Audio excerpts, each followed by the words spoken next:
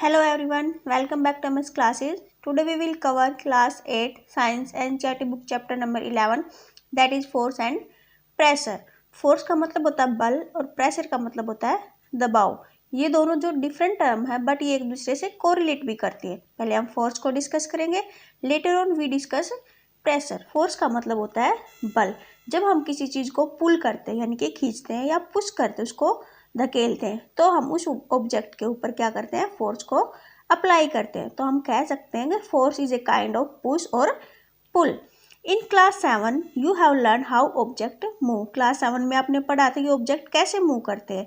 Do you recall how we can decide whether an object is moving faster than the other. आप कैसे decide करते हो कि एक ऑब्जेक्ट दूसरे ऑब्जेक्ट से फास्ट मूव करता है, उसकी स्पीड को देख के। What does the distance move by N object in unit time indicate. और जो डिस्टेंस कवर करता है कोई भी ऑब्जेक्ट एक यूनिट टाइम में, उसको हम क्या बोलते हैं, speed. You also know that a moving object like a ball rolling on A ground slow down. आपको पता है कि जब भी कोई बॉल जो रोल करती है किसी सरफेस के ऊपर, कुछ समय के बाद वो उसकी जो स्पीड है वो स्लो डाउन हो जाती है। Some time it may change its direction of motion. और कई बार क्या होता है कि वो जिस डायरेक्शन में जा रही होती है वो अपनी डायरेक्शन को भी चेंज कर लेती है। It is also possible that the ball may slow down and also change its direction. तो दोनों ही चीज़ें हो सकती है, या तो वो अपनी डायरेक्शन को चेंज कर ले या फिर वो उसकी जो स्पीड है वो स्लो डाउन हो जाए। Have you ever wonder what make an object slow और गो फास्टर और change the direction of motion. तो ऐसी क्या चीज़ है जिसकी वजह से जो ऑब्जेक्ट की स्पीड कम हो जाती है, फास्ट हो जाती है, उसकी डायरेक्शन चेंज हो जाती है। इन सभी चीज़ों के पीछे क्या है, फोर्स होती है। Let us recall some of our everyday experience. What do you do to make a football move? अब हम अपनी डे टू डे लाइफ में कुछ एक्सपीरियंस देखते हैं जहाँ हम फोर्स को अप्लाई करते हैं। जैसे कि एक बॉल है, उस बॉल को आप कैसे मूव करते हो, फोर्स की हेल्प से उसके ऊपर किक करते हो तो वो बॉल मूव करने लगती है। What do you do to make a moving ball move fast? और अगर बॉल मूव कर रही है तो उसको आप और ज़्यादा फास्ट कैसे करोगे, दोबारा से उसके ऊपर किक करके, यानी कि दोबारा से उसके ऊपर फोर्स को अप्लाई करके। How does a goal keeper stop A ball. एक जो गोल कीपर होता है वो बॉल को कैसे स्टॉप करता है, वो उसके ऊपर फोर्स लगाता है, उसको कैच करता है और उसको स्टॉप करता है। A hockey player change the direction of the moving ball with A flick of the stick. एक हॉकी प्लेयर जो होता है वो कैसे मूविंग बॉल की डायरेक्शन को चेंज कर देता है, वो अपनी स्टिक से उस बॉल के ऊपर फ्लिक करता है, यानी कि उसको एक झटका देता है जिससे उसकी डायरेक्शन चेंज हो जाती है, उसकी स्पीड भी फास्ट हो जाती है। How do fielder stop A ball hit by a batsman. जो क्रिकेट का गेम होता है उसके अंदर जब बैट्समैन बैट से बॉल को मारता है और जो फील्डर होता है वो उसको स्टॉप कर देता है, यानी कि उसके ऊपर वो फिर से फोर्स को अप्लाई करता है और उसकी डायरेक्शन को चेंज कर देता है और उसकी स्पीड को भी स्टॉप कर देता है। तो इन सभी एक्सपीरियंस से आपको क्या पता चलता है कि हम अपनी एवरीडे लाइफ में फोर्स को बहुत बार अप्लाई करते हैं। In all these situations, the ball is either made to move fast or slow or its direction of motion is change. इन सभी कंडीशन में क्या हुआ था, या तो बॉल स्लो हो गई या फास्ट हो गई या उसकी डायरेक्शन चेंज हो गई। We often say that a force has been applied on a ball when it is kicked, push, throw और flick. तो हम कह सकते हैं कि जब भी हम किसी बॉल के ऊपर किक करते हैं, उसको पुश करते हैं, थ्रो करते हैं या फ्लिक करते हैं, यानी कि उसको झटका देते हैं, तो हम उसके ऊपर एक फोर्स को अप्लाई करते हैं। What is the force. अब ये फोर्स क्या है, what can it do to body on which it applied. और ये उस बॉडी के साथ क्या करती है जिसके ऊपर ये अप्लाई की जाती है। We shall seek answer to such question in this chapter. इन सभी क्वेश्चन के आंसर हमें इस चैप्टर में मिलेंगे। नेक्स्ट हमारा टॉपिक है force, A push or a पुल। तो फोर्स को हम क्या कहते हैं, या तो एक पुश या एक pull. Action like picking, opening, shutting, kicking, hitting, lifting, flicking, pushing, pulling are often used to describe certain. ये जो सारे एक्शन है ये जब हम करते हैं तो इसका मतलब क्या होता है कि हमने कोई काम किया, राइट। जैसे कि पिकिंग, टेबल के ऊपर ग्लास रखा, हमने इसको पिक कर लिया। ओपनिंग, कोई चीज़ बंद है हमने इसको ओपन किया। सेटिंग, जैसे डोर खुला है तो हमने इसको शट किया।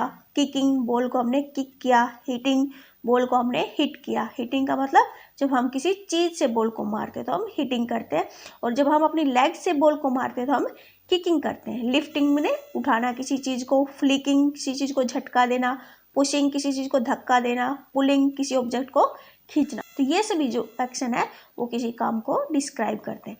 Each of these action usually result in some kind of change in the state of motion of an object. ये सारे जो एक्शन है इनकी वजह से क्या होता है कि जिस भी स्टेट में कोई ऑब्जेक्ट होता है उसकी वो स्टेट चेंज हो जाती है। जैसे एक बॉल थी, बॉल पहले रेस्ट में होती है, जब हम उसको किक करते हैं तो वो मोशन में आ जाती है, राइट।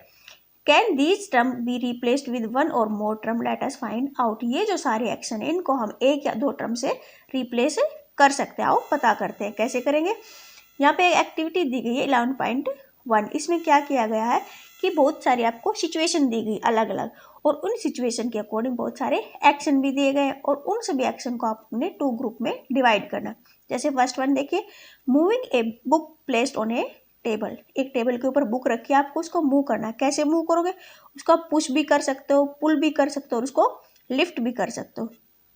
तो इन सभी एक्शन को हम 2 ग्रुप में डिवाइड करते हैं, पुश में और पुल में, यानी कि हमने पुश भी किया और पुल भी किया। नेक्स्ट, ओपनिंग और शटिंग ए डोर। जब आप किसी डोर को ओपन करते हो और शट करते हो तो आप क्या क्या एक्शन करते हो? आप उसको पुश करते हो, आप उसको पुल करते हो और उसको शट भी करते हो, राइट। तो अब फिर से इनको 2 ग्रुप में डिवाइड करते हैं, आपने पुश भी किया और पुल भी किया। Drawing a bucket of water from A well. जब आप कुएं से एक बाल्टी को निकालते हो तो आप क्या काम करते हो? उसको आप पुल करते हो, खींचते हो, उसको आप लिफ्ट करते हो, राइट। और क्या करते हो? पिकिंग करते हो, उसको पिक करते हो। तो फिर से अगर आप इसको 2 ग्रुप में डिवाइड करोगे तो आपने पुश भी किया और पुल भी किया। ऐसे करके ये सारी जो है आपको एक्टिविटी करनी है, right. Do you notice that each of the action can be grouped as a pull or push और द बोथ। आपने नोटिस किया ये जो सारे एक्शन थे इनको हमने 2 ग्रुप में डिवाइड किया, पुश में और पुल में। Can we infer from this that to move an object it has to be pushed or pulled. यानी कि किसी ऑब्जेक्ट को मूव करने के लिए हमें या तो उसे पुश करना पड़ेगा या उसको पुल करना पड़ेगा। In science a push or a pull on an object is called a force. और किसी भी ऑब्जेक्ट को जब हम पुश करते हैं यानी कि धक्का देते हैं या पुल करते हैं, उसको खींचते हैं, तो हम उसको क्या कहते हैं कि उसको हम फोर्स कहते हैं। हमने उस ऑब्जेक्ट के ऊपर फोर्स को अप्लाई किया। Thus we can say that the motion imparted to an object was due to the action of a force। तो हम ऐसा भी कह सकते हैं कि जब भी किसी ऑब्जेक्ट के अंदर मोशन होती है, किसकी वजह से होती है? वो फोर्स की वजह से होती है। When does a force come into play? Let us find out। अब ये फोर्स काम कैसे करती है, आओ इसके बारे में पता करते हैं। पहले क्या कहते हैं कि क्लास 6 में उसने देखा था कि जो मैग्नेट होती है वो आयरन के पीस को अट्रैक्ट करती है, लेकिन जब उसके जो सिमिलर पोल होते हैं वो एक दूसरे को रिपेल करते हैं तो मैग्नेट क्या करेगी? पुल करेगी या पुश करेगी। तो मैग्नेट में क्या होता है कि जो अपोजिट पोल होते हैं, नॉर्थ पोल और साउथ पोल, वो एक दूसरे को अट्रैक्ट करते हैं, लेकिन जब हम सिमिलर पोल को एक दूसरे के क्लोज लाते हैं तो वो एक दूसरे को रिपेल करते हैं। ऑलराइट, नेक्स्ट हमारा forces are due to an interaction. जो फोर्स होते हैं वो किसकी वजह से होती है? जब 2 चीज़ें आपस में इंटरेक्ट करते हैं तो फोर्स डेवलप होती है। Suppose a man is standing behind a stationary car, will the car move due to his presence? Suppose कीजिए कि जो एक आदमी है वो एक गाड़ी के पीछे खड़ा है, लेकिन वो जो गाड़ी है क्या मूव करेगी? Suppose the man now begin to push the car, that is he apply a force on it। लेकिन जब वो आदमी उस कार के ऊपर फोर्स को अप्लाई करता है तो वो जो कार होती है वो मूव करनी स्टार्ट कर देती है। इसका मतलब क्या हुआ कि दोनों चीज़ों के बीच में, जो गाड़ी है और जो मैन, उनके बीच में इंटरेक्शन हुआ, तभी फोर्स को वो अप्लाई कर पाया। नेक्स्ट फिगर में देखिए, हु इज पुशिंग हुम। ये जो 2 लड़कियां हैं, कौन किसको पुश करता है? ये जो लड़की है ये इसको पुश कर रही है, और ये जो लड़की है ये इसको पुश कर रही है, यानी कि दोनों ही लड़कियां एक दूसरे को पुश कर रही है। Can you decide who is pulling and who is pushing in these action? In figure 11.3a, both the girl appear to push each other while the pair of girl in figure 11.3b are trying to pull each other। और इस figure में क्या बताया गया है कि इस figure में ये जो लड़की है ये इसको अपनी तरफ खींच रही है, और ये जो लड़की है ये इसको अपनी तरफ खींच रही है, यानी कि ये दोनों एक दूसरे को पुल कर रही है। Similarly the cow and the man. और इस फिगर में क्या बताया गया है कि ये जो आदमी है ये इस बुल को अपनी तरफ खींच रहा, और ये जो बुल है ये इस आदमी को अपनी तरफ खींच रही है, दोनों एक दूसरे को पुल कर रही है। The girl in the 2 situation show they here are applying force on each other. Is it also true for the man and the cow? From this example we can infer that at least 2 objects must interact for a force to come into play। तो इन सभी example से हमें क्या पता चलता है कि 2 object एक दूसरे के इंटरेक्शन में आने जरूरी होते हैं तभी जो फोर्स वो काम करती है। जैसे कि स्टार्टिंग में क्या हुआ था कि जो गाड़ी और जो आदमी है वो एक दूसरे कॉन्टेक्ट में आए तभी फोर्स अप्लाई हुई। यहाँ पर जो दो लड़कियां वो एक दूसरे को पुश कर रही है और इस फिगर में भी दोनों लड़कियां एक दूसरे को अपनी तरफ खींच रही है। यहाँ पर भी जो आदमी है वो काऊ को खींच रहा है और काऊ आदमी को खींच रही है। तो इन सभी एग्जाम्पल से हमें पता चलता है कि फोर्स के लिए दो चीजें आपस में इंटरेक्ट करना जरूरी होती है। Thus, an interaction of one object with another object result in a force between the two object. Next, exploring forces. अब हम फोर्स को ज़्यादा एक्सप्लोर करके देखेंगे और ज़्यादा डिटेल में स्टडी करेंगे। यहाँ पर एक एक्टिविटी दी गई, एक्टिविटी 11 पॉइंट में। तो यहाँ पर आपको क्या करना है, एक हैवी ऑब्जेक्ट को सिलेक्ट करना है, या तो वो एक टेबल हो सकती है या एक हैवी बॉक्स हो सकता है जिसको आप हार्डली पुश कर सको। Try to push it at all by yourself, जो आप उसको अकेले पुश करते हो। कैन यू मूव इट, क्या आप उसको मूव कर सकते हो। Now ask one of your friend to help you in pushing it in the same direction. अब अपने फ्रेंड को बोलो कि वो आपकी हेल्प करे। जैसे कि इस फिगर में दिखाया गया है, जब आप अकेले थे तो उसको मूव नहीं कर पा रहे थे, लेकिन जब आपका फ्रेंड आपकी हेल्प करता है उस बॉक्स को मूव करने में तो आप उसको इजीली मूव कर पा रहे हो, क्योंकि दोनों का जो फोर्स है वो ऐड हो गया। अब आप अपने दोस्त को बोलिए कि वो अपोजिट डायरेक्शन में फोर्स को अप्लाई करे। उतनी फोर्स आपको अप्लाई करनी है जितनी आपका फ्रेंड कर रहा। तो वो जो बॉक्स है वो वहां से मूव नहीं करेगा, क्योंकि इसकी अब क्या हुआ कि उसके ऊपर जो फोर्स लग रही है वो दोनों का नेट लग रहा है, यानी कि अब यहाँ पे जो फोर्स होगी वो 0 हो गई। Have you ever seen A game of tug of war, क्या आपने कभी रस्साकसी का गेम देखा है या कभी खेला है। इसमें क्या होता है कि दो टीम होती है और वो दोनों ही टीम अपोजिट डायरेक्शन में फोर्स को अप्लाई करते हैं। अगर वो दोनों टीम इक्वल फोर्स अप्लाई करते हैं तो वो रस्सी एक जगह पर रहती है, राइट। जैसे कि यहाँ पे हुआ था, अगर दोनों ही लड़के इक्वल फोर्स अप्लाई करते हैं तो वो बॉक्स मूव नहीं कर रहा था।